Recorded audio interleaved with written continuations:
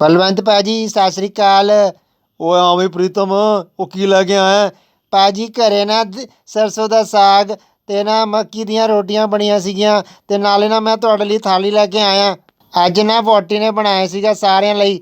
ਨਾਲੇ ਭਾਜੀ ਰੋਟੀ ਚੋਪੜਨ ਲਈ ਨਾ ਇਹ ਦੇਸੀ ਘਿਓ ਵੀ ਹੈਗਾ ਤੇ ਨਾਲੇ ਖੰਡ ਵੀ ਰੱਖੀ ਹੋਈ ਹੈਗੀ। ਓਏ ਪ੍ਰੀਤਮ ਓਏ, ਉਹ ਇਹਨੂੰ ਵੇਖ ਕੇ ਤਾਂ ਮੇਰਾ ਦਿਲ ਖੁਸ਼ ਹੋ ਗਿਆ ਬਈ ਪੂਰਾ। ਨਾਲੇ ਭਾਜੀ ਟੋਨੀ ਤੇ ਮਾਸੀ ਜੀ ਲਈ ਵੀ ਦਿੱਤਾ ਹੈਗਾ ਸਾਗ ਵਹੁਟੀ ਨੇ ਮੱਖਣ ਮਾਰ ਕੇ। ਓਏ ਉਹ ਪ੍ਰੀਤਮ, ਤੈਨੂੰ ਪਤਾ ਹੈ ਨਾ ਮਾਸੀ ਕਿੰਨੀ ਬੇਇੱਜ਼ਤੀਆਂ ਕਰਦੀ ਹੈਗੀ ਹੈ, ਤੇ ਤੂੰ ਮਾਸੀ ਲਈ ਕਿਉਂ ਲੈ ਕੇ ਆਇਆ ਬਈ? ਵੇ ਬਲਵੰਤ, ਵੇ ਸਾਰੀਆਂ ਗੱਲਾਂ ਤੇਰੀਆਂ ਮੈਂ ਸੁਣਦੀ ਪਈਆਂ ਨੇ।